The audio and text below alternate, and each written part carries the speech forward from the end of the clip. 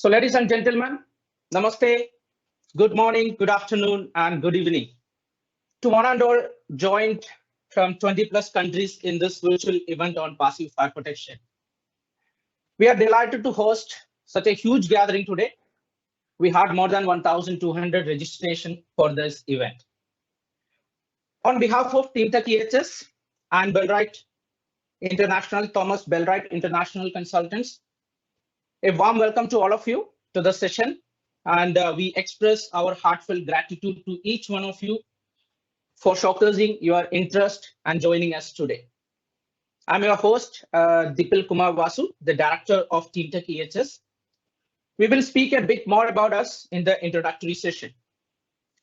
Now, let me begin the session with a safety moment. Many of you must be very well aware about this particular concept. Many organizations call this in different names. Some of you might be calling this as a safety share, a safety pause, a safety contact. Ideally, all these are same, and the ultimate purpose of safety share is that we start any gathering, whether it is safety meeting, whether it is production meeting, whether it is financial planning meeting, we start discussing something on safety. This shows the proactiveness of an organization towards safety. So we have a very small video which we chose as a safety moment for the day. So I'm inviting all your attention to this video. Then we will get into the further discussion about the session. So please pay attention to this video.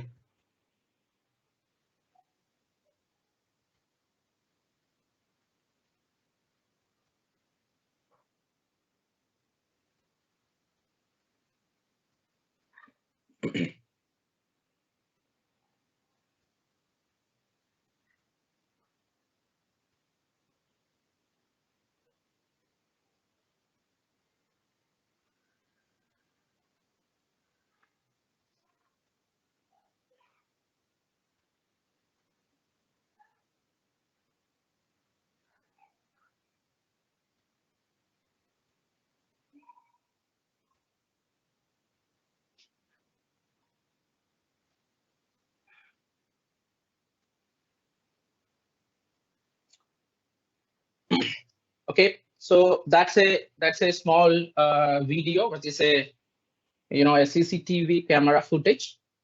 We don't know exact origin of this particular where this incident happened, but if you look into the date which is displayed on our screen, is dating back to 21/10/2021. So it's not so not so old story which we are talking here. We are talking which is pretty relevant and from the recent times. So in the recent times also, we as human beings end up doing mistakes when it comes to dealing with fire. So the right education to the right people can save the precious human life as well as the valuable property. So this is a big message which we would like to bring to you at this point. It may not be directly, resonating to our topic today, which is of passive fire protection. But whether it is passive or active fire protection, we have to have the correct knowledge of what needs to be used at what time. What is the right things to be, put in use by who is the right person? Do we identify the right people in the organization and given training? So we have any number of examples like this. Effective training give away, the correct skills to the employees. They did a fire extinguishing at the right time. That saves a huge, millions of properties. So we have examples like that as well. So this is just a sensitization on this topic of training to the right people. So with this, we are getting into the agenda of the today's session. We are getting into an introductory session, and then we will talk about passive fire protection. We have a wonderful, organization associated with TeamTech EHS today, which is Thomas Bell-Wright International Consultants from Dubai, UAE. So they are going to talk in detail about the passive fire protection, what, why, and how. And then we will come to another interesting topic, which is passive fire protection in built environment and in the oil and gas industry very specifically. And then we will be having a Q&A session and a feedback at the end of the session. So today's session, we are planned for 1.5 hours. So it's time 5 o'clock now. We will end up at Indian Standard Time, 6:30. And during the entire course of, the session, I would request you to please be participative. You have the option to send out your questions in the Q&A session. So there is a Q&A link wherein you can type down your question and you can send us. And depending on the time availability, we will try to address maximum number of questions during this particular session. And I would like to request all of you to leave the session by submitting your feedback form. So please don't leave the session before doing that, because that we have linking it with the certificate of this particular session. If somebody would like to get this certificate, which you can focus as a CDP or any other thing, so do make a point to submit the feedback form. So with this, we are getting into introduction and a few words about our organization.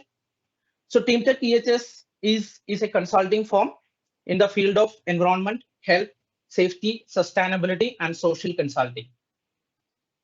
So you name the services, whether it is a system development and implementation, whether it is an audit and assessment, whether it is trainings like the one which we are currently doing on a larger scale, which is open house or in-house trainings, and going to digital, we have the capability in supporting our client.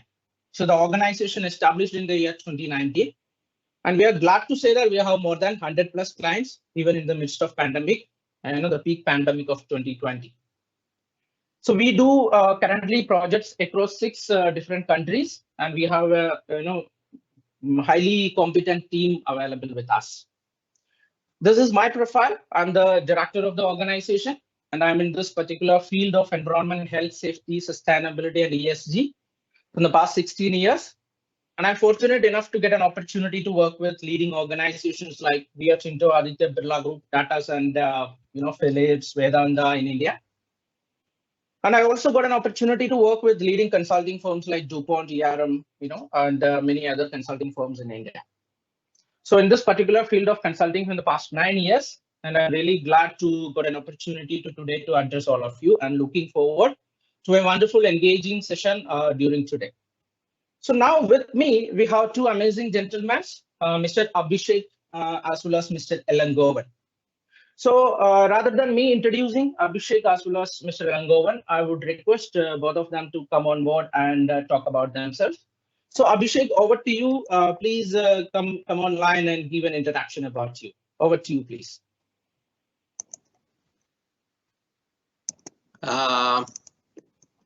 Why don't I just share my screen if that works for you and yes, works please, for everybody. And you've already kind of given an overview of what we will be talking about. So hello, everybody, and a very, very warm welcome, like Dipal said, to today's session. My name is Abhishek, and I'm someone who is very passionate about conformity and compliance as an aspect of industry. I've been involved in the field of what we call testing, inspection, and certification, or TIC, as we call it, for a fairly long time across many different industries. And not just with the conformity as an industry, I have also been heavily involved in related aspects with ASTM. I'm part of the founding ASTM UAE chapter here in UAE. I am a member of the Technical Advisory Council for an accreditation body from United States, IAS, very well known. And I have contributed a lot in various codes and standards, and it's a long, long list. I'm going to probably jump in and start with today's event, or Dipal, would you maybe Ilan can... Let us give Ilan a time to introduce, and then I will hand over the session back to you. All right. Wonderful. I'm okay with that. Super. So I'm just sharing my screen again, and over to you, Ilan. Please go ahead, and thank you very much, Abhishek, for giving that wonderful introduction about you, and we are excited to hear more about the topic of the day. So over to you, Ilan. Please introduce yourself. Thank you, Dipil, and thanks all the participants to having decided to spend some 1.5 hours of your wonderful evening on this wonderful webinar. Good to start with. To introduce myself, my name is Ilan Govan. I am a graduate chemical engineer, having around more than 20 years of experience in the process industry, starting from the operation into the process design and into the process safety. I can say that out of 20 years, I can say that 15 years will be purely on process safety discipline. So my experience having with the varied kind of experience, starting from the design aspects to the process safety and into the run plant process safety related issue and optimization and other things. Okay, wherever this PFP is concerned, so my experience related to the PFP, that is mainly on the design aspects. That means running the QRA reports and the fire risk analysis reports, and then specifying the PFP, and then preparing the PFP layouts. And my experience is more and more related to the process industries rather than the build environment. Okay, apart from that, I'm a certified ASAP chairman by ICAMI, DNVGL, and the Foster Wheeler, and I have a pretty number of ASAP chaired by me in my credentials. So that's all about me. Hope to see you again under my session. Yeah, and giving back to you, Dipal. Oh, wonderful. So thank you, Ilan, and warm welcome to Abhishek and Ilan. Thanks for being with us and for your valuable time. So with this, what we are going to do before I'm handing over the session to Abhishek and take us through, we are going to have a very quick survey wherein I want to hear from you, the participants, that your views on this particular topic. So what do you mean by passive fire protection? So, so the way you can participate in this survey is through this multiple option. Many of you might be knowing about the Menti polls by now because we are in the virtual world from the last 2 years. You must have attended a lot of sessions wherein you have done this. So I request all of you to open menti.com, www.menti.com, as like you are opening google.com in your computer or in laptop or in your mobile. And then it will be asking you for a passcode. And the passcode is 16451136. And we have a link also, which we will be sharing with all of you in the chat box, which I just did as an announcement you must have seen under the publication. So you can go to click that link also, and it will ask you the same question. The third way is that you can scan this QR code and please submit your answer. And the question what we are going to ask you is basically, what do you mean by passive fire protection? Select the right answer and submit. So you have 4 answers. The answer number 1, use of deluge system, deluge protection. Option number 2, use of fire resistance material and fire doors. Option number 3, use of fire extinguishers. Option number 4, use of sprinkler protection.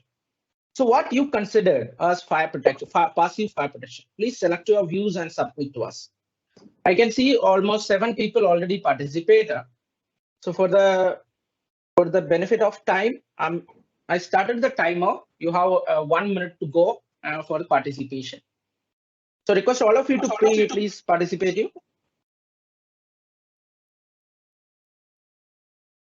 So we have 23 people participated so far. Wonderful. So you can see the link in your chat box.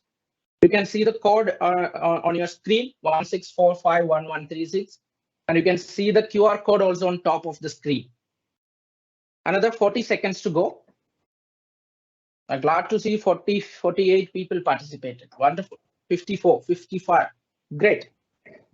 So great going, team. So please, let's bring the answer, which is going to be the kickstart point for our next discussion by Abhishek. What is passive fire protection? Wonderful. Last 30 seconds, and we have 78 people participated so far. So I request all of you to participate. Great. 85. Last 20 seconds, team.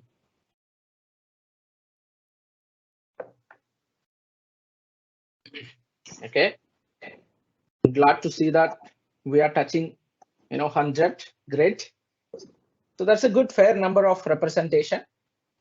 So let me cancel the timer and show the results. Great. So out of 116 people voted, 91 people believe that use of fire resistance material and fire doors means passive fire protection. 14 people believes that use of deluge protection is passive fire protection, and 17 people believes that use of fire protection means passive fire protection. So we have a fairly the larger number of population who understand what is passive fire protection who joined us today. But again, we have population who not understand that in detail as well. So with this, I'm handing over to you, Abhishek. So with this contest, you may have to go in the basics and explain to us what you mean by passive fire protection and how does it different than when somebody using a sprinkler protection or a fire extinguisher. Over to you, Abhishek. Please, you can take over the session. Thank you. Thanks a lot, Dipil. You made the first slide very easy for me. You've kind of helped us answer the question, what is passive fire protection probably? And I'm really glad to see that a fair number of people, almost everybody, kind of veered to the same answer. What is passive fire protection? And a question you asked about it. I'll just go deeper and for the audience to know, I'm going to talk about what really passive fire protection is. How is it created? What are the materials? What are the products? And the most important part of understanding this is that anyone who is using passive fire protection, so buyer, how to make sure that it gets used correctly. You could buy a mobile phone and use it as a paperweight. Really sad, but as a possibility that exists. So it is very important not only to know what passive fire protection is, but also to really understand what is passive fire all about. Passive fire protection is one of the two most heavily used means to ensure fire protection is maintained. Fire protection is delivered using either measures which are coming under active fire protection, which is, for example, a lot of people are aware of smoke detectors, alarm systems, sprinklers, and all those products, systems, which activate the moment they sense a fire. This is the reason why it is called an active fire protection, because the products, the materials, the systems, they need to activate and do something when there is a fire. On the other hand, passive fire protection comes from the word passive, which is these products, these materials, these systems do not do anything. They passively protect everyone. And how is this done? There are three subdivisions of what passive fire protection really means. There is something which is often called as resistance to fire, a very commonly used word and terminology, resistance to fire. And I would like to go down to explain that when we are talking of resistance to fire, you must understand the word containment. And for you to do so, I would ask you to look around wherever you are sitting. You would see probably a wall, a door, maybe windows, anything that creates a compartment. This compartment could be your room. This compartment could be the house on a given floor, or the office on a given floor, or this compartment could be the whole floor of your building or so. What it intends to do is that in case there is a fire inside the room, the ability of the fire rated elements like a fire rated door, a fire rated partition, a fire rated through penetration system is able to make sure that the fire is contained within the room, within the compartment where you are. And how is it delivered is something that we will talk about. We also talk about within passive fire protection, a concept called reaction to fire, which means how various materials react. Some materials ignite very quickly, some take a very long time to ignite. Some materials, burn very quickly, Some material take a very long time to burn, and how all of this relates to creating fire protection. And the third aspect of what is also called passive fire protection, something which is very valid when it comes to industrial safety and even infrastructure safety, is called structural fire protection. And almost all of the world witnessed something in a very public domain many years ago when the 9/11 tragedy happened in United States, where the whole structure collapsed because the fire was going on for a fairly long time. So we're going to talk about these three aspects very briefly. A lot of times people have means to check does it catch fire or not, and sometimes decisions are done on the basis of, well, if I take a matchstick or a blowtorch, if it does not catch fire, it would be safe material. Well, this is not always true, and there are several ways to check and ensure and quantify whether the materials are such that they will convert a small fire incident into what is called a big fire accident. And we will talk about this in the subsequent slides. What are the exact meanings when we talk about ignitability, calorific value, combustibility, flame spread, and smoke develop. But coming back to compartmentalization, something that I was talking to you about, if you see this room, which is on fire, and what you can see is what is usually called a fully developed fire. A fully developed fire means that the temperature has crossed about 700 to 900 degrees Celsius. But what you see is a very, very good implementation of passive fire protection. So the fire and the smoke are getting contained in the zone, in the room where the fire is happening. And if you see the image very, very carefully and closely, you will notice that there is a false ceiling above which the ceiling exists. The adjacent room has no ingress of smoke or fire. The room above and the room below have no ingress of fire. And how this is recreated in a laboratory is that we have a furnace which simulates this and enables a testing laboratory like ourselves to test products, materials, and solutions to make sure that when they are installed and used in the end result, in the project, in a building, in a compartment, they are able to function. And when this compartment is created, and you may probably already know this, some of you may be related with the MEP, mechanical, electrical, plumbing industry, that each compartment, each room needs to breathe, needs to communicate with the world around. And hence, usually above the false ceiling, sometimes not, and otherwise there is through penetrations, there are cables, there are ducts for electricity, for internet, for water, and all sorts of things like HVAC ducts. And this is where the fire-rated compartment could be cut open and broken. So what has been established as a validated compartment using fire resistance tests or whatever is cut open by the MEP contractors. And it is critical that when the through penetrations, the ducting, the cabling, the plumbing has been passed,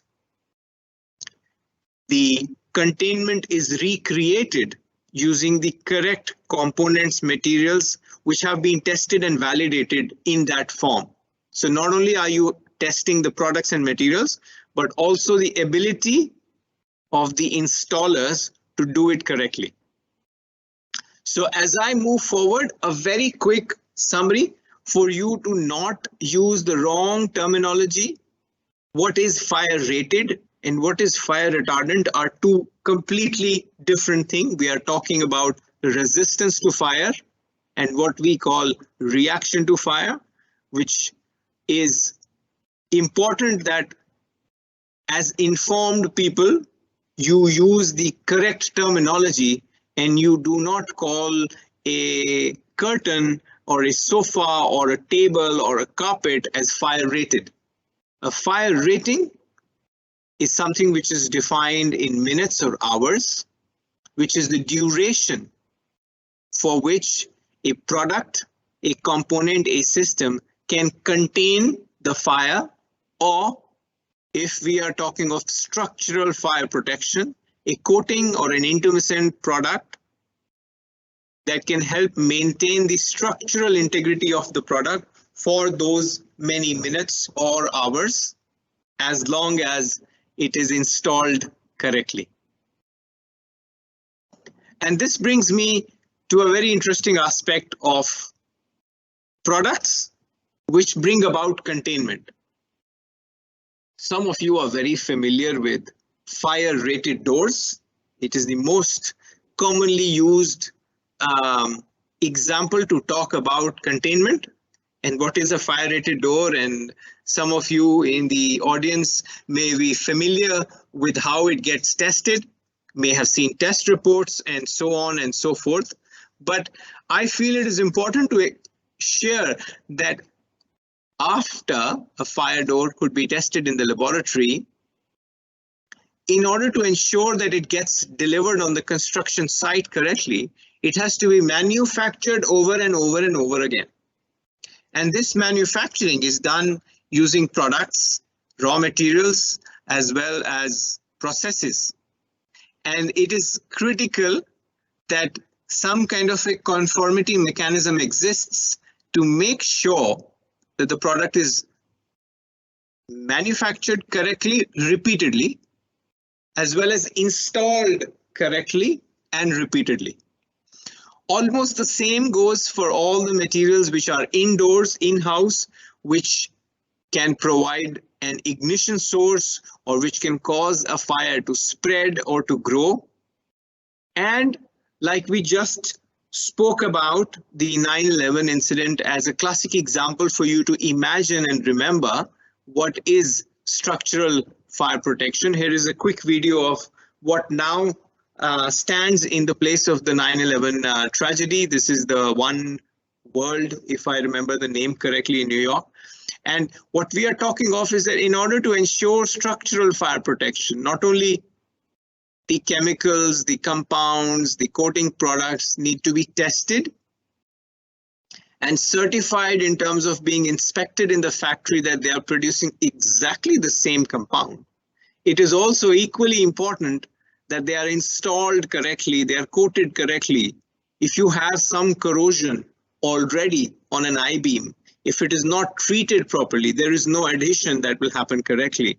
And hence, the whole purpose of spending such a huge amount of money in probably importing materials and paying lots of money and just picking up some installer to do it is wasting all of the money. And as I mentioned, that the moment we create a compartment, there are lots of people, including the residents, who want the compartment to be cut open because they want the HVAC duct to come in or they want the electrical cables to come in, etc., etc. And it is important that the fire stopping is not only done correctly using tested and listed products and materials, but as I mentioned, it is equally critical to have either an inspection agency or a qualified inspector to validate if the installation has been done correctly. In any normal instance, the internal furnishing and fit out contract is roughly 35% of the value of the main contract or the full contract. So if you spend, let's say 100 crore rupees on a building, you would spend 35 crore rupees in making sure that the internal fit out and the MEP work is done correctly. And if some part of this is not done correctly and you want to save a few lakh rupees, you are endangering the whole fire and life safety plan for the money that you spend. So it's very important that assurance and the mechanism to make sure things are right is known and understood very well. You know, when the World Trade Organization came to be, and one of the advantages of the fact that the trade or free trade started to happen around the world is that everybody became a vendor and everybody became a supplier. And once this happened, various layers of mechanisms were introduced to assure who is the supplier. Starting off with almost an evergreen, ever prevalent standard called an ISO 9001. Just about every company was required to have some systems in place to say, oh, well, I am following the ISO 9001, which means I'm auditable and I am following processes. But then you could be making a wrong product. And hence, there was a need and requirement to test the product. And you needed an accredited laboratory to test the product. So you have a standard that came into place called 17025.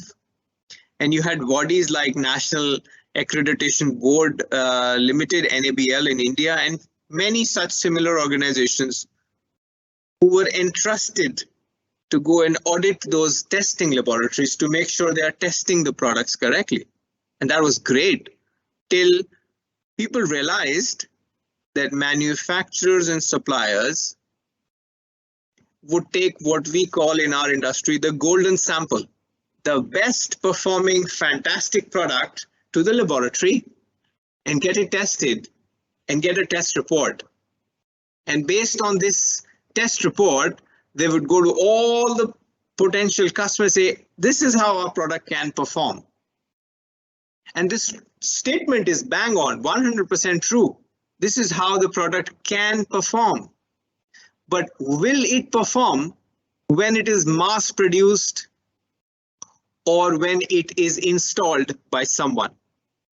And this is where other and newer conformity assessment mechanisms, namely and very, very importantly, what we call certification and listing, where the third-party conformity body actually visits the manufacturer while they are making a product, which they will test, and then continue to go back to the factory to make sure that the product is produced correctly.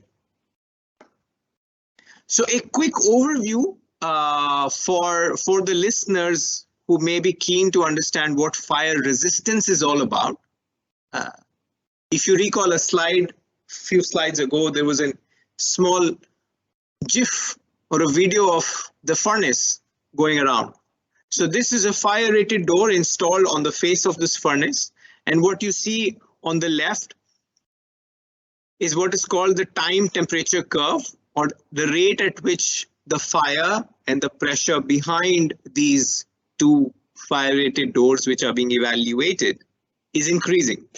So you can see, if some of you can have a screen on, have this presentation on a big screen, you can see that within about 20 odd minutes, the temperature of the fire is over 600, 700 degrees. And this is a fully developed fire. And there are lots of different test methods around the whole world which are used, but typically they are grouped in two groups, or there is something which is called the European or the British standards or the ISO standards. Some of the numbers that you see on your screen, you may be familiar with these. So there is the American group and the European or British or the ISO group. And you would notice that the time temperature curve is almost the same. There is no magical difference between these two time temperature curves. You can possibly see a small explosion happening at the top of the screen. This is a fire rated wall, which really ill performed, and there was spalling that happened during the fire test. But the American or the North American test methods also have something which is called a hose stream test, which means that they are given a massive impact of thermal shock when such a test is done. And I want to try and very quickly share with some of the listeners and participants of what are the very critical aspects when you see a copy of a test report. And it starts with understanding what the test method is. Is it a current test method? Is it a test method from a region far, far away? Like the British standard has not been updated since 1987. whereas the European and American standards get updated every 3 years, which means that every 3 years, a bunch of people across the world who have been studying what can go wrong review it. You must check who is the test laboratory. Are they accredited by an authority who you trust? Who is checking whether they are doing the tests correctly or not? And then you need to go on reading several very, very important parts of the test report, as in where the test was conducted, when the test was conducted. Was it conducted many, many years ago on a sample that you don't know? Which brings you to check, where is the sample coming from? Did someone check the traceability? Or is it something that was tested 15 times, it failed, and it just passed the 16th time? It is important to know and understand the moment you see the proof of a fire test, to check when it was done, where it was done, how was it done, what are the test method details. And for products like a fire door, it is critical, very, very critical to understand in what conditions the door was brought in, what were the details which were listed in the door in terms of the components, the systems, things that you can audit at the manufacturing premises. So very often a detailed test report will have all this information as part of the test report, drawing details, how is the components put together, etc., etc. And the reason I show this and I talk about this is because a lot of people in the world imagine that manufacturing of a fire door is almost like a car is manufactured. All automation exists, everything happens on its own, mechanized, etc., etc. Well, I would like to break it to you that this is not how always fire-rated doors or several products are actually brought together. A lot of manual intervention is involved.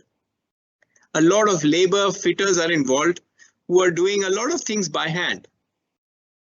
And if correct, repeatable processes do not exist in place, if a checking mechanism do not really exist in place, then what you may get is something that is not what was sent to the laboratory when the test was conducted. How the installation is done at the construction site. Are the people trained? Do they have an installation guideline or not? Because mind you, if someone is spending a few lakh rupees to pay to a laboratory to test their fire-rated products, they will send the best of the installers to make sure that the installation is done correctly. Is this installation regime captured? Is there an independent body to check that this is installed correctly or not? These are very, very important questions. Very quickly, I want to bring the context to India. And I think Elan will also be talking about this. And I'm bringing the focus to the National Building Code of India, which is currently in use. And I want to take your attention to a section which is a list of standards or test methods which exist in the National Building Code of India.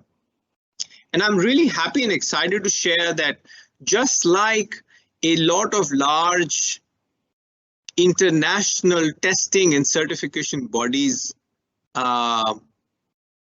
are promoting conformity from North America or Europe, they often bring in their own standards for certification and listing. So if you want to see a listed fire door, someone whose factory has been audited, you usually have only an option of some North American standards, maybe British or European.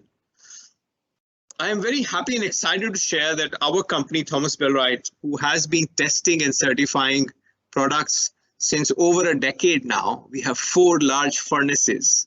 We are now accredited to test as per 10 Indian standards, which are part of the National Building Code.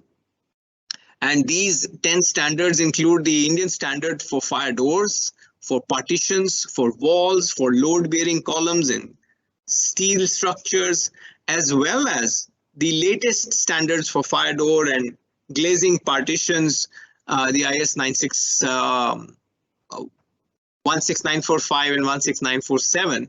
And we are very excited to say that not only have we been validated and checked internationally, so auditors from the UK have come and audited our testing laboratory, that we have the capability to repeatably test as per the Indian standards. We also have a mechanism in place where you can go to the certification directory and validate that the product is complying to Indian standards, and the manufacturer is listed to have tested to Indian standards. I'm going to hurry up and talk about two different approaches to conformity. There is a project approach. So a hotel, for example, which is having 600 fire rated doors, the main contractor to say that I will pick up 3 doors and I will get them tested.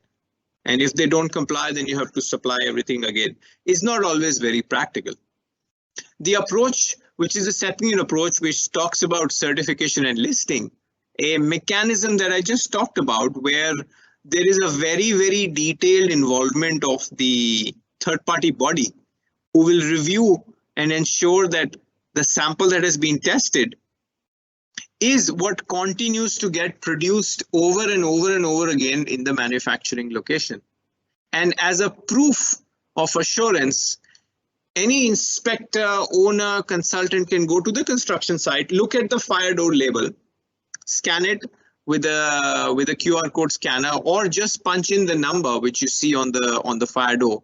And what you will see is a certificate like this, which not only shows whether it is current or not, is it complying to UL 10C, is it 2.5 hours or 1.5 hours, but it will also give you the right detail of dimensions.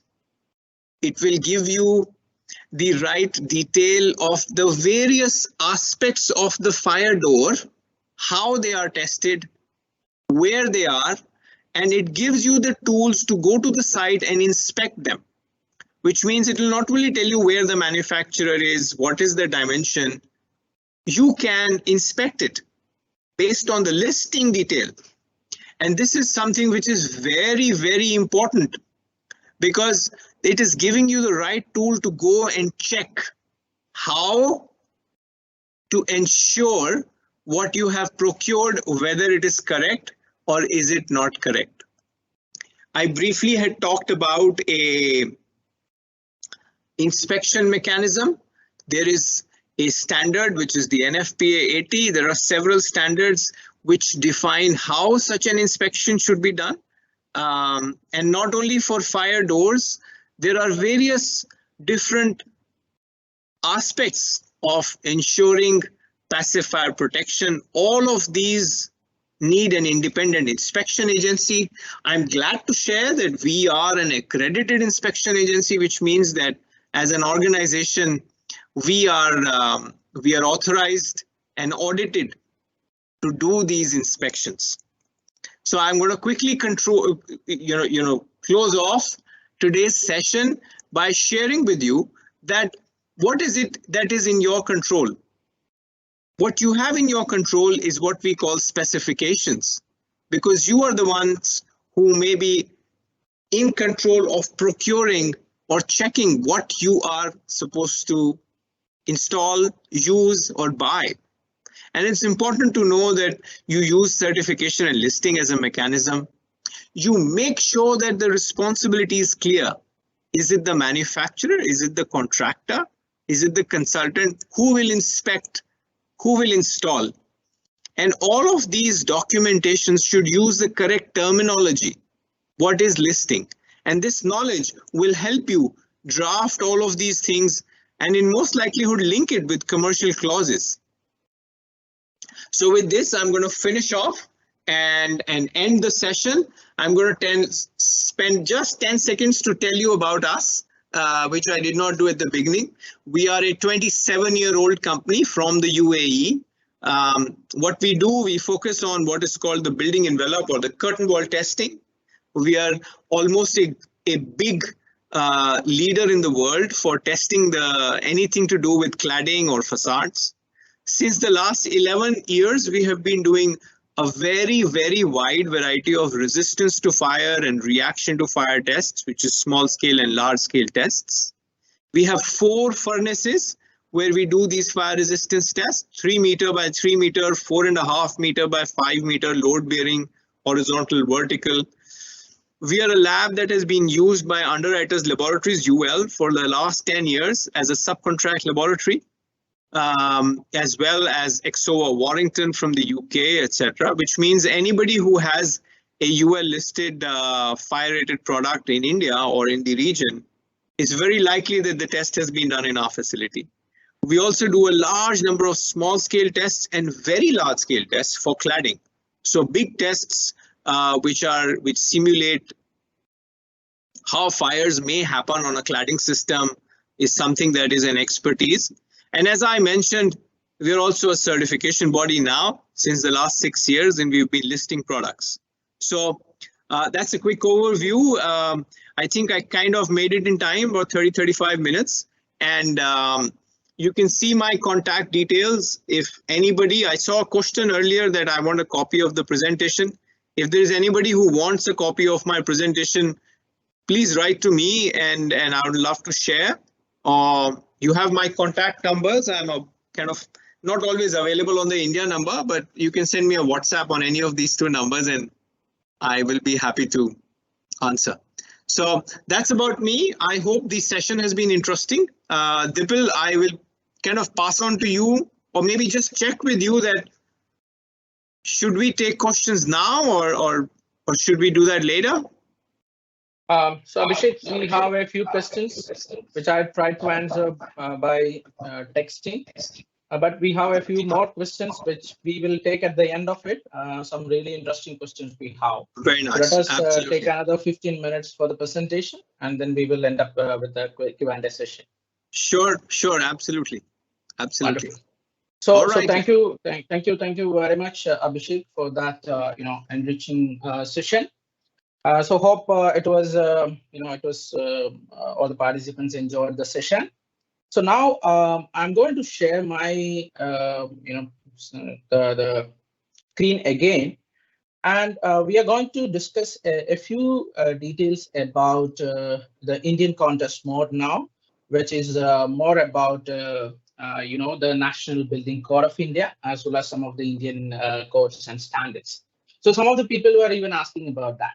So team, we are going to talk this in 2 different aspects. One very focusedly regarding the built environment, and then specific to the industries, which is mainly focusing on the oil and gas and petrochemical industries.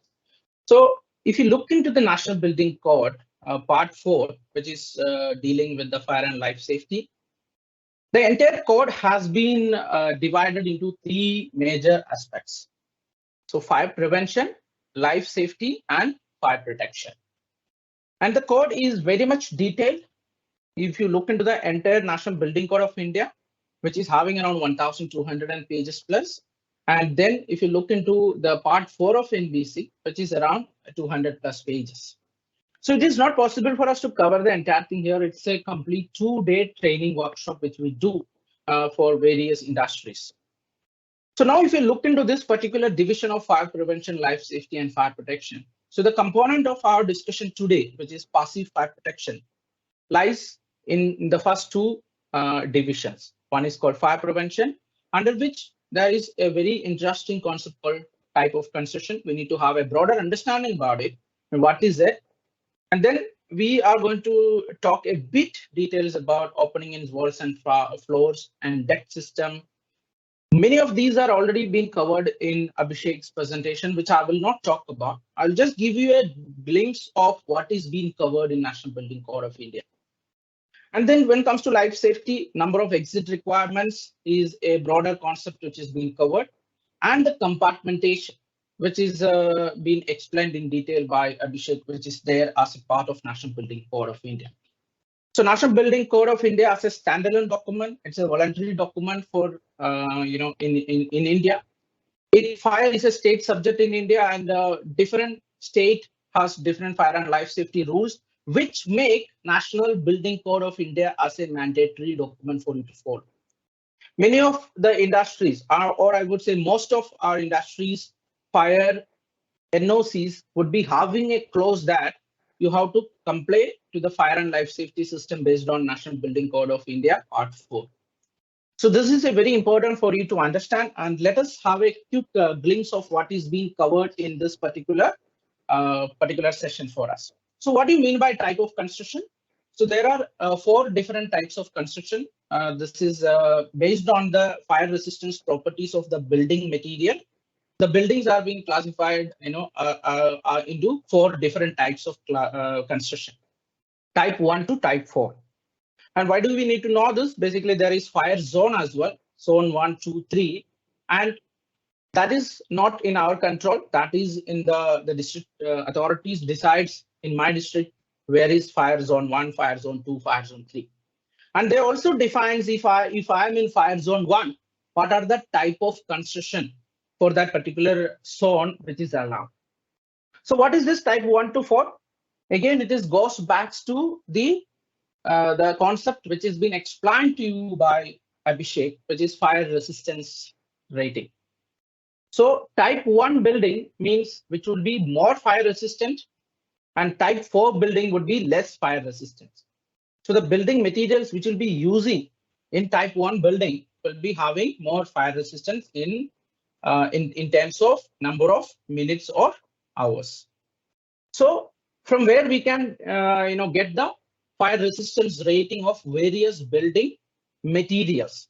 This is very important for us to have a understanding where we can refer. And National Building Code give us a comprehensive reference from 2 different points. One, table 1. You can get the structural elements, which is bearing as well as non-bearing, the fire resistance of those materials from table 1. And if some of these non-structural element and there is no acceptance criteria which is mentioned in this table 7, so the guidance has been given in Annexure C, and Annexure C is very detailed.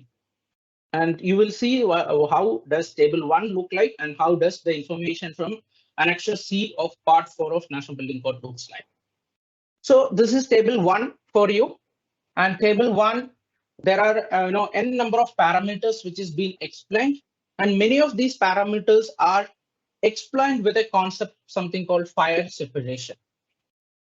So what do you mean by fire separation?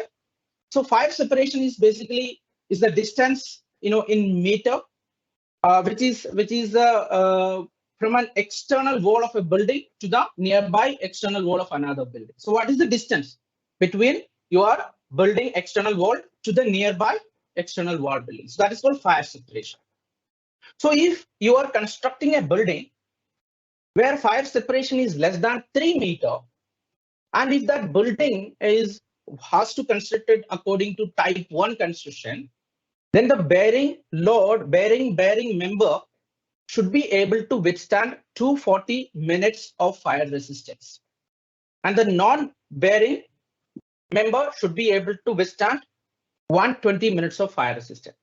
So this has been mentioned very clearly in the code.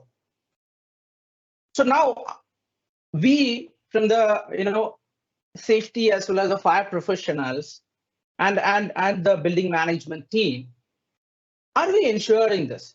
Do we even know what type of construction my building? Are we even asking these questions to the architects who design our buildings? So this is a good point for us to check back if at all there is a construction going on or you are in a planning phase, because whatever existing, probably you don't have a control in retrofitting. And also National Building Code of India 2016, even though it's come in existence in March 2017, it is not asking for existing building at that time, 2016 I'm telling, 2017 I'm telling, to do a retrofitting to meet the new standard. If an existing standard is there, to try to follow the new administrative things which comes in. And if the local authority, that is the fire brigade or the district fire officer come and tell you that you have to comply this, then that become a mandate for you. So do we really check what is the fire resistance properties of our building material? Now, if you look into here, fire check doors, it's saying 120 minutes fire resisting for all type of buildings. Fire enclosure of exits, 125 minutes fire resistance rating. So this is just a sample of how the table 1 look like, and you must really check back. Okay, where am I? What type of a building I'm constructing, and what are the different components in my building construction, and what is the fire resistance rating which is allowed as per the National Building Code of India, and am I complying to that? It's a good point for you to check back when you go back, and this is one of the important factor when it comes to passive fire protection. And now, as I earlier said, if you don't get the required information of fire resistance rating of your structural members from the table 1, the next reference point for you is Annexure C. And Annexure C, the table 10 talks about masonry walls. And this masonry walls, if you want to construct the masonry walls, which is giving you a fire resistance rating of 120 minutes of reinforced cement concrete, then you have to make sure the thickness of that wall is 60 mm. So that's how you interpret it from this particular table. So if it is a brick clay without finish, and if it's a load bearing member, you have to provide 60 mm thickness to get 90 minutes fire resistance rating. If your brick clay without finish, which is a non-load bearing member, you have to provide 60 mm thickness to get 75 mm fire resistance rating. So similar to this, there are 16 different tables which is provided in the Annexure C. So this is just make you aware where to refer. So what is knowledge? Knowledge is the know-how where to refer. Earlier, Abhishek told you how to refer the certificate of a fire door. How do you read it? So how to read it? So those kind of information is what we are aiming to provide you from this particular virtual session. So now opening in fire resistance walls and floors, definitely as earlier in the earlier session, Abhishek mentioned that the walls should communicate each other, and then we have to end up making a lot of openings in the walls and floors, and you have to make sure that such walls and floors have proper fire resistance properties as well. Again, the fire resistance rating comes in place, and there are many different the ratings has been given. And if you look into the fire resistance door, it is saying 120 minutes fire resistance is required. And every fire resistant door should have such kind of a certification label provided with certificate. So this is something which has been a sample of the fire label, which should be there in each of the such kind of a fire exit doors. So now, if you're making an opening for an electrical connections, you have to make sure that proper fire stop materials are being used to prevent that passage of fire or flame from one opening to the one room to another room. So this is very important. And again, fire doors, where you have to provide, there are n number of. So how does this part 4 of National Building Code is being set up? So it has a section which is called general requirements applicable for all type of building. So when we say all type of building, there are 9 different types of building classification as per National Building Code. So whether it is industry, whether it is business, whether it is institutional, so it is applicable. The general requirements is applicable to all the different industries. Now, there are specific requirement applicable for specific type of only occupancy as well.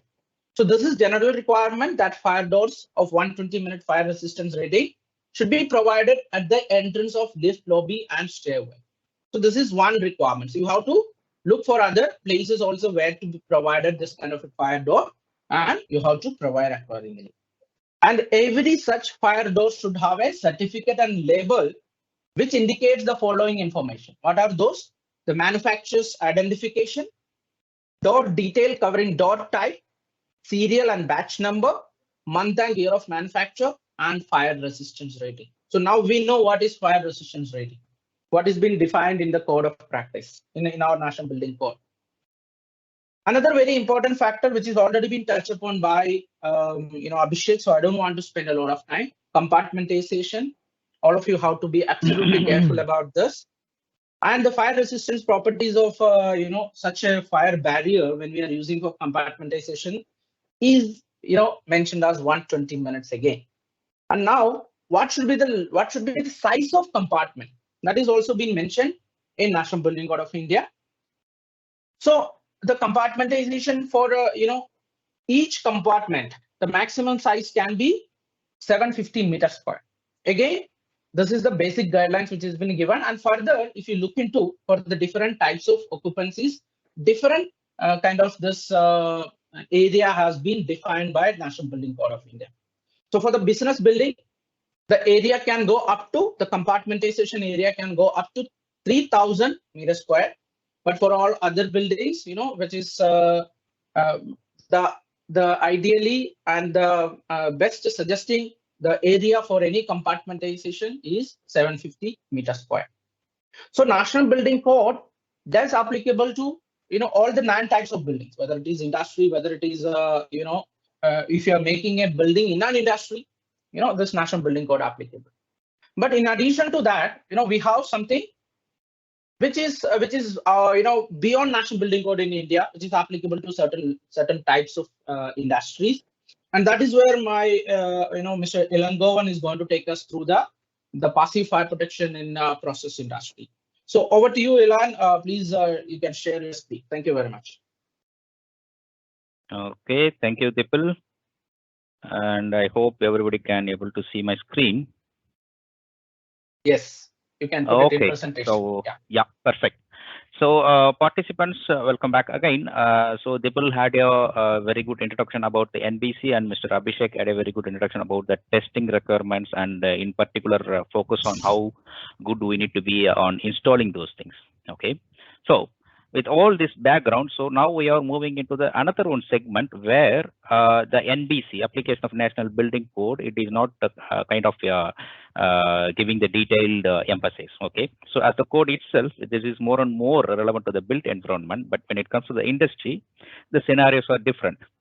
And as such, NBC cannot address all those things. Okay, that's where the PFP, Passive Fire Protection in Process Industry, comes into the picture. Okay, so before further going on, I would like to share one typical kind of an incident happened on Valero Refinery, US, Texas. Yeah. So what you are seeing here, this is a kind of the incident scene which is happened in a refinery where they had a propane fire. Okay. The beauty here is the fire is not happened on this pipe rack, what you're seeing here. So the fire is happened on the nearby one of the column bottom. Okay, what you are seeing here, the fire impacted on this pipe rack. Okay, so as such, it is damaged the pipe rack. What you see here, so we have the pipe rack supports here at this end and another this end, which is intact. Yeah.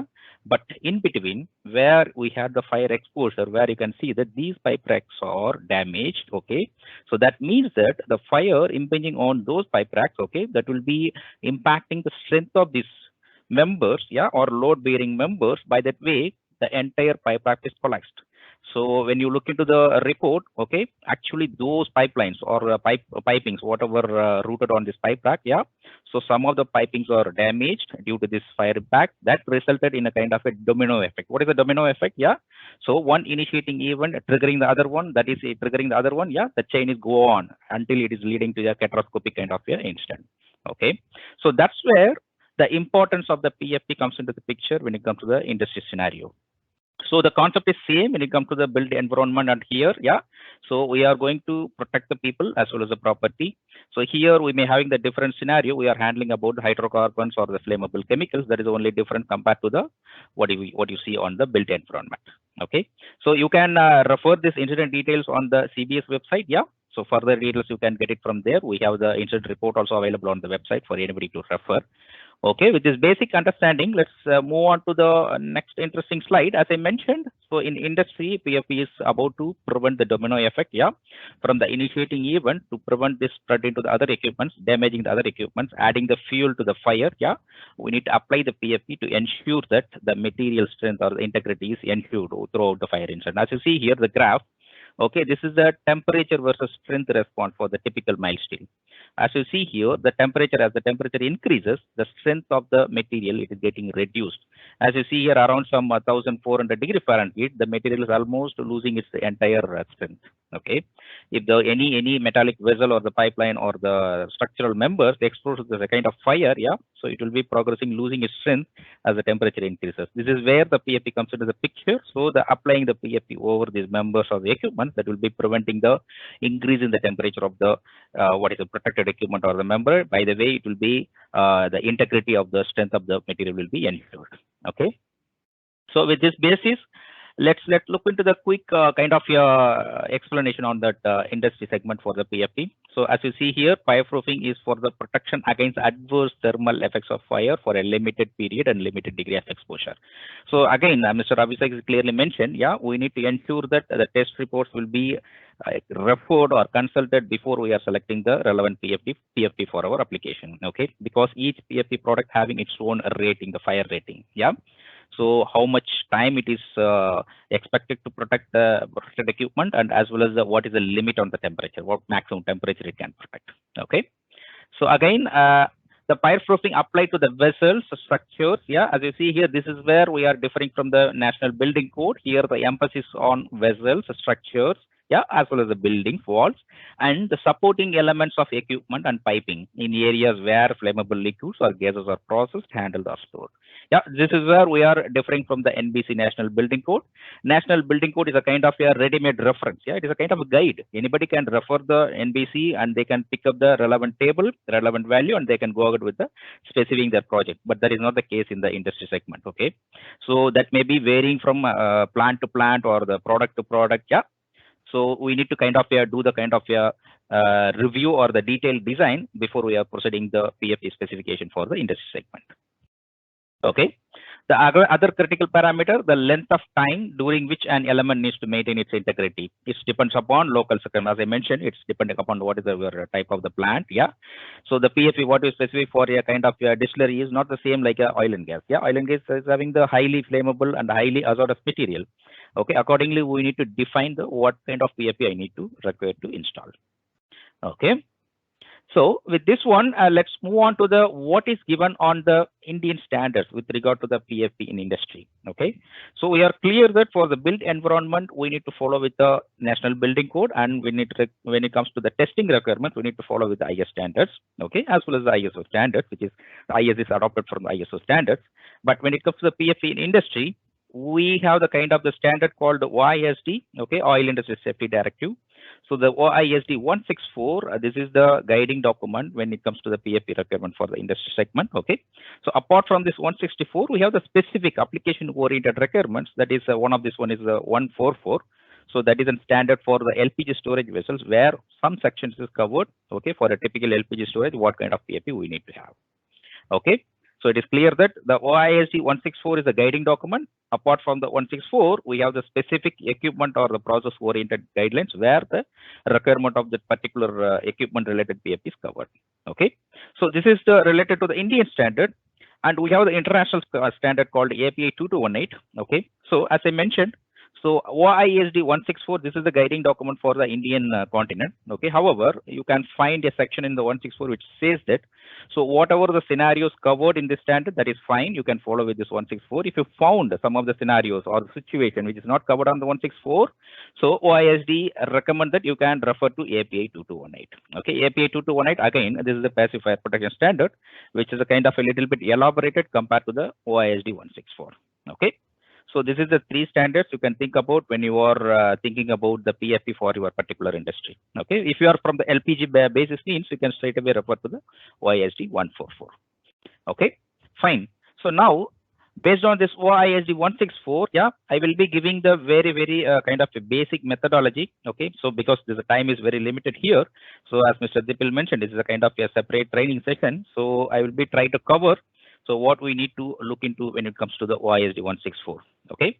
So the very first step, we need to identify what is the fire potential equipments within your facility. So how we are going to do, we will be referring to your ASIT report, ASOP report, and the QRA, P&ID, and the plot plan and the PFD. Okay, PFD will be giving the what are all the material going into the each equipment, yeah, and it will be giving the what is the critical properties of the material, what are the raw material or the finished product you are handling on those equipments. Okay, from that one you need to define upon what is the my fire potential equipment. Okay. For an example, steam drum, yeah. So for sure, steam is not a kind of a combustible or the flammable material. So we are not supposed to think about providing the PFE for the steam drum. So we need to exclude those things. Yeah. Likewise, we need to do the kind of analysis and we need to identify what are all my fire potential equipments within my facility. Okay, good. So once that is done, we need to classify those equipments into three categories. What is the high potential, medium potential, and low potential? Okay. So how we are going to classify? We need to refer to the section 6.2 of the OISD. It's depending upon the multiple factors. For an example, what is the nature of the material? Is it the non-combustible or combustible or the flammable? Okay, it's depending upon the flash point. And what is my auto ignition temperature? Am I handling the material above the auto ignition temperature? That means that whenever the leak happens, we have the very good chance it may be getting into the fire immediately. Or am I handling my chemical below the auto ignition temperature? And what is the quantity I am handling in the particular vessel? Or what is the flow rate in a pump? Yeah.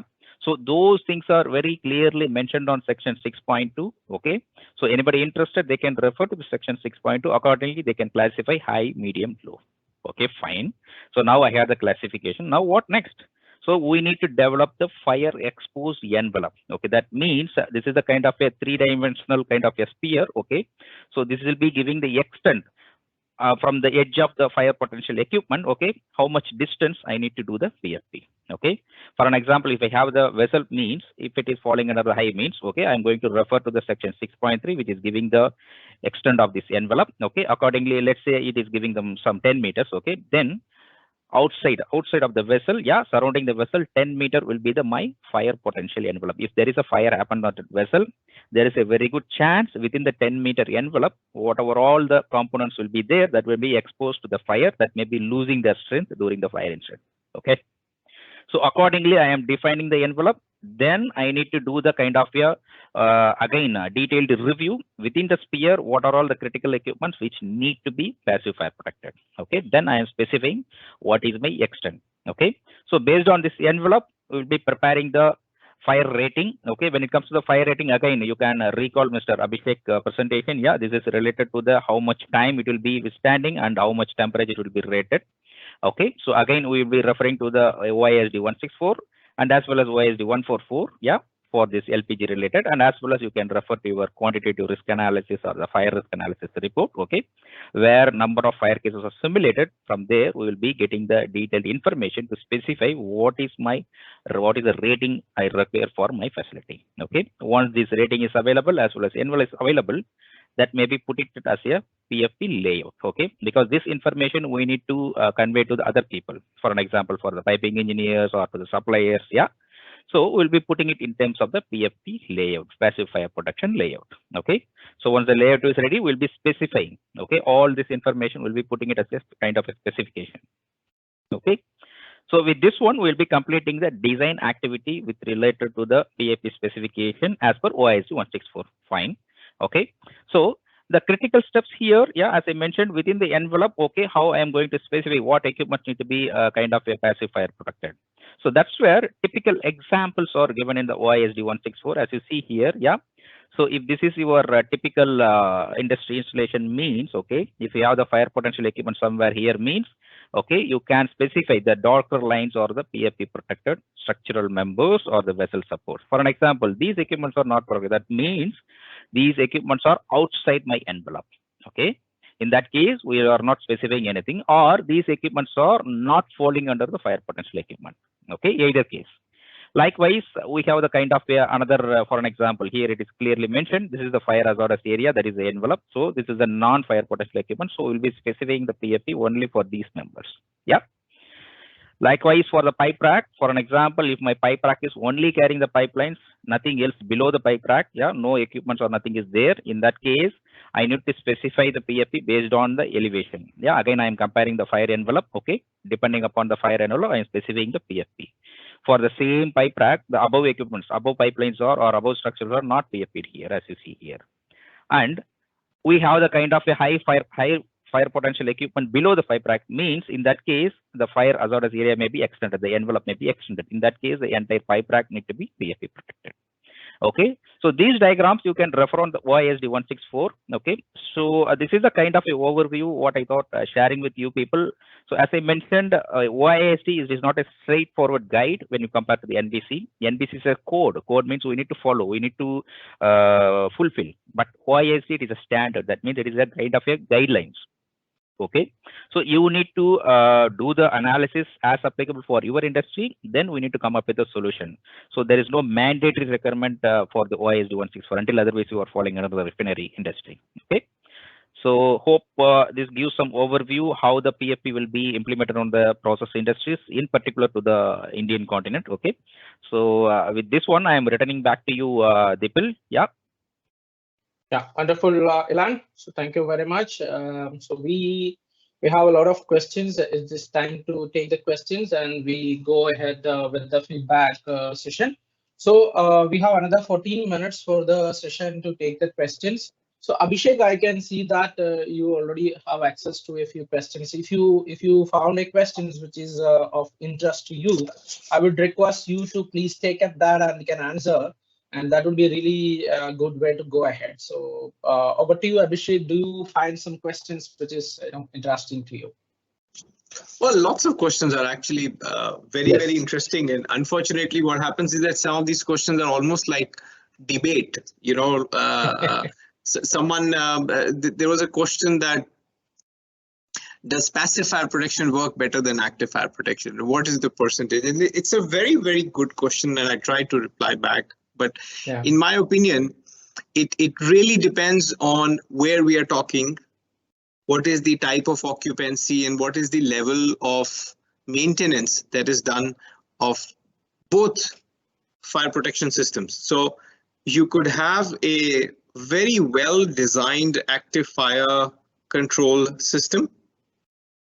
Not sure if it is installed correctly, not sure if it is maintained correctly. And for example, as I mentioned initially as well, that the correct water supply is required for sprinklers to function.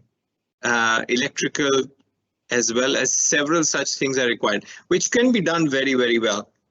But it has many aspects and it needs more maintenance, in my opinion, than a equally well designed and well installed passive fire protection system requires less maintenance. And hence, in my probably biased opinion, is that passive fire protection is a slightly better and a more reliable mechanism, even though you cannot rely on any single one anyways. But yes, in my opinion, passive fire protection is a good one. Let me look through some of the questions as well. There were some very nice questions. Let me scroll back. Yeah, sure. So if anyone has a question at this point, you can shoot the questions. We'll happy to take it up given the time. So that's what I said. We have another 12 minutes. Yeah, Abhishek, over to you. So there was another question about whether passive fire protection is mandatory or voluntary in developed or developing countries. And I must share that in many countries, it is very mandatory, and not just mandatory from a point of view of legal requirement, but it is there is a regular checking mechanism that exists in place as part of the mandate. For example, right here in UAE, which by many point of views is not really considered as a first world country, but it is very much ahead in terms of many aspects. So a fire door manufacturer needs to have their fire doors certified and listed, and have this certification and listing registered with the civil defense or the local government, who will verify the listing, before which they will authorize the fire door supplier to sell a fire door. And then it is the liability and responsibility of the contractor and the fire consultant, both, to make sure that they procured correctly listed products which are for the correct application. So the liability is now also to the contractor and to the consultant. So it is by law that it is very strictly mandated. Wonderful, great. There was another. Yeah, sorry, go ahead. Yeah, I could find this very interesting. Even I don't know the answer. So the fire rating door of 120 means up to what temperature it can withstand. So what is your views on that? Sure, absolutely. So some of this stuff that I presented in the past as well. There are typically two groups of standards that test and validate fire resistance capability of fire doors. They both follow a time temperature curve, which means at 120 minutes, typically the temperature is between 900 and 1100 degrees Celsius. I could pinpoint to a specific temperature curve, time temperature curve of the Indian standard or ISO 834 standards, but it would be like 1000 degrees Celsius. That's kind of the answer to that question. Wonderful, great. So thanks, Abhishek. Yeah, if you found any other question, please go ahead and shoot it. Let me look for some other questions as well. Ilan, you can also come in. Okay, there is a question for you, Ilan. PFP requirements for pipeline carrying flammable liquids. So we already discussed about that. This is just a generic question. PFP requirements for pipeline carrying flammable liquids. So I think the answer is already we had there in your presentation, which is about OISD standards. So you have to meet the requirement of the OISD standard. Is that correct, Ilan, or do you want to add something? Exactly. They can refer the appendix where the typical example for the pipelines are mentioned. Okay, as the pipeline means it is not the PFP for the pipeline itself. The thing is the pipelines are designed for the maximum expected design pressure, and the chance for those pipelines failing on the fire is remote. Okay, the main thing is we need to take care of the supports which is supporting those pipelines. Okay, those supports are not exactly the same fire rating as far as the pipelines are concerned. So again, the fire scenario, what is the fire scenario aspect? Okay, so the leakage or the damage on the pipeline is very remote. We cannot consider the pipeline as one of the fire potential equipment. So as the name itself says, it is not the equipment, it's a pipeline. So we need to look into analyze a detailed analysis. What is the nearby equipment? Okay, which may go into the fire. If we have that scenario, then the initiating event is something nearby to the pipeline. That is the fire initiating event. If that is a fire is happened on that nearby equipment, so how much heat impact I am getting into these pipelines or the supports? Okay, accordingly, I need to specify the PFP for my pipeline supports. Super. Okay. Super. Very good. So great. Yeah, just maybe clarified. Yeah. So no, definitely. Thanks for that value addition, Ilan. So maybe Abhishek, this question sounds interesting to you. In UAE, which standard for structural PFP do your laboratory test structural PFP coating? So yes, we do testing as per structural fire protection requirements, as per American standards as well as British standards and EN standards.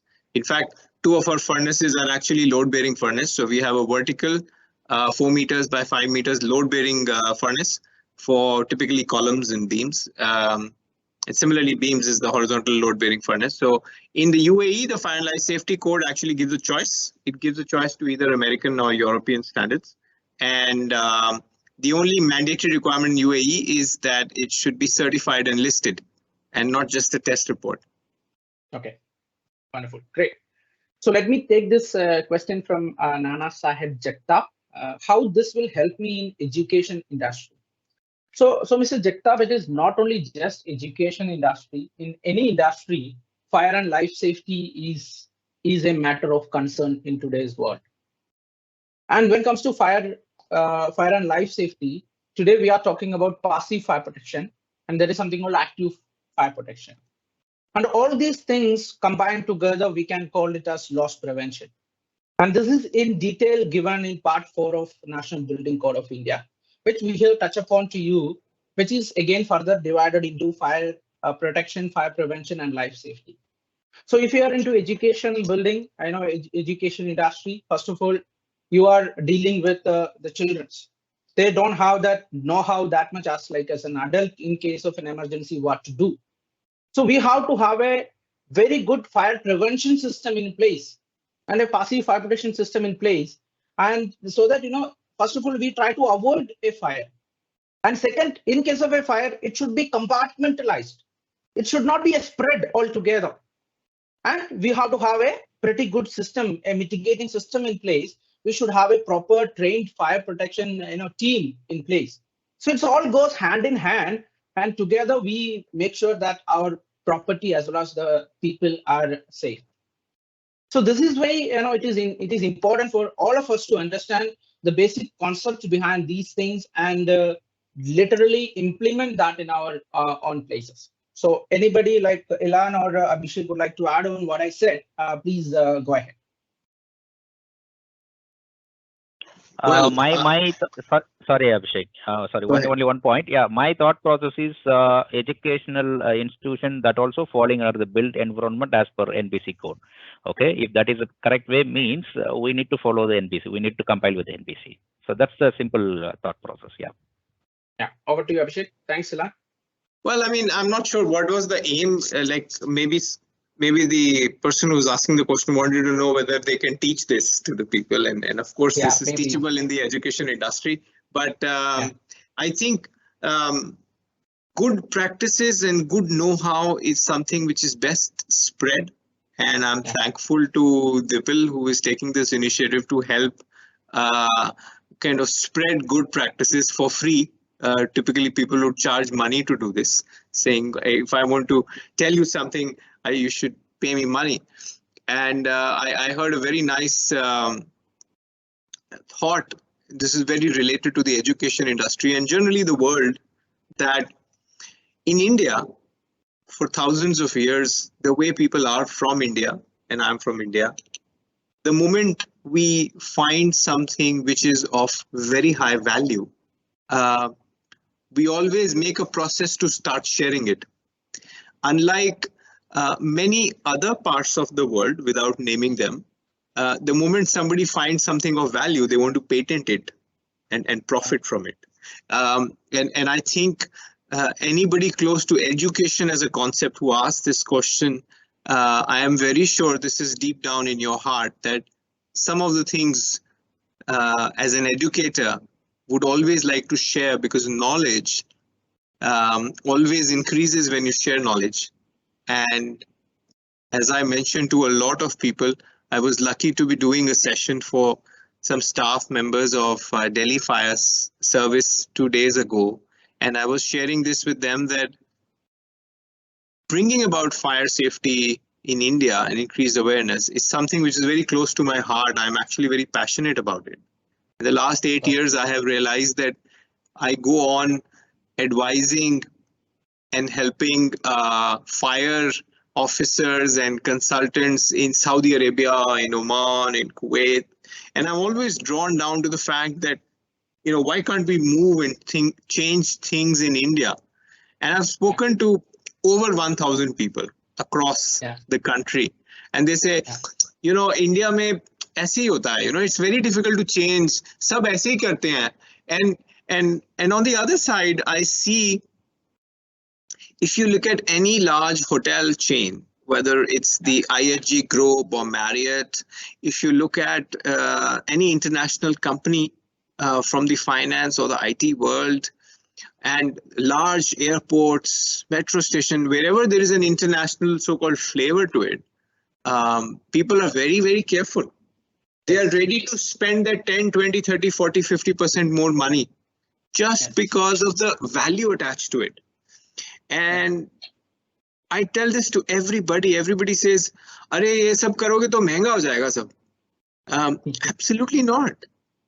Absolutely not. You have to set a higher standard. The costs actually go low. Yeah, I mean, I could really go on talking about this, but but absolutely good and happy to be here. I'll just take one question, Dipal, before I help you close the session. There was a question someone asked that how do you, I don't know how it was worded, but it was to the side that the Indian standards versus the international standards, like what do you think, which one is better, which obviously is very difficult to answer in. It's like saying, is an Indian better than, somebody from England also? But I want to share this with you and with everybody. A lot of British standards are followed in India because of the past. The British standard, with no offense to them or the standard writing body or BSI, the BS 476 part 20 and several parts, which are prescribed in many Indian standards, was last updated in 1987. And the EN standard, the ISO standard, which is BIS, Bureau of Indian Standard, is an active member of ISO. So they are contributing to the ISO as well, and they're learning from the contributions. And the American standards like ASTM, NFPA, UL, these are regularly updated every 3 years. The current version of the IS 3614, which is for the fire resistance for doors, the current version points to the ISO 3008 for the fire tests. And I feel it is a comparable standard as long as people understand how to use the test standard and how to correctly prescribe conformity. You could test a product, but if you don't really validate what is going in the building, the test investment is useless. And exactly in the same flow, there are two very good standards that have been published in India very recently by Bureau of Indian Standards, by the glass and the fire rated glazing industry. There is a standard IS 16945 and IS 16947. These are for glazing partitions and fire doors with glazing in it. And both these standards, I think, are top of the line in terms of being comparable with any other country of our size. They learn from the European and American standards. In absoluteness, there is no way to compare them. But in practicalness, anybody who is using the test method for compliance and conformity properly will actually be reaping the real advantage of the test. That's the answer. Slightly long one. Great. No, great, Abhishek. Thank you very much. So it's the time to close the session. Over to you, Ilan, for a closing remarks. Then we will go to Abhishek and I will close the session formally. Over to you, Ilan. Okay. The thing is, unfortunately, I think the question and answer session is a little bit tight. Okay, and I have a very limited question on this oil and gas or the process industry related. Hopefully, maybe we can have a separate session if it is interesting. Okay, because we cannot able to cover much on here. So with this one, I'm okay to proceed further. Yeah, I'm giving back to you, Dipal. Yeah, you can take it on now. Great. So thank you, Ilan. Thanks for that. And over to you, Abhishek, for a closing remarks. Well, very quick. I mean, fantastic session, great session, very good inputs by Ilan as well, bringing about the industrial aspect of fire safety, and it be kind of balanced with the other side of what I couldn't talk about or am not an expert of. Fantastic session, great question answers, and thanks very, very much, Dipal, to you and to all TeamTech EHS for actually organizing this, getting all of us together and in this virtual room. And I would love to hear back from you. Please feel free to ask any doubts or questions when you're in the field. Sure. And I feel that correct questions, right questions are always driving more awareness and more safety. Even if you go to a field or to the procurement or to anybody and ask something correctly, you know, it's almost like somebody buying a television saying, what is the pixels? And, you know, just some specific technical questions puts the seller on guard and says, oh, I'm dealing with someone who really knows what he's talking about. So I cannot fib around and I cannot make a fool of this person. I need to tell him the truth. So I'm glad that we are all able to do this. And I hope that all our investment of time will lead to a better change and a safer country. Wonderful. Wonderful. So that's a great closing remarks, Abhishek. So on behalf of all of us at TeamTech EHS, we thank you as well as everyone at Thomas Bell-Wright for joining hands together for creating this awareness, which is much needed, I would say, which can save human lives. So thank you very much, Ilan, for bringing that wonderful bit about the OISD and the industrial aspect as well. So with this, thank all of you who joined, who take your time for this 1.5 hours in this evening to participate with us. And we look forward to have a lot of sessions like this in this particular year. We did around 11 sessions, such session in the year 2020. I would say we have only done in 2 sessions in 2021, but we are going to be a lot of aggressiveness in this particular, virtual trainings this year. So we're looking forward to interact with all of you in the days to come. Before you leave, I request all of you to complete the feedback, and the feedback link is given in the Q&A box. So request all of you to complete that feedback link, feedback before you're leaving. And once again, thank you from all of us, and have a nice evening until we catch again. Keep well and stay safe. Thank you very much, all of you. Bye-bye. Thank you. Namaskar. Bye-bye. Thank you. Bye now. Bye.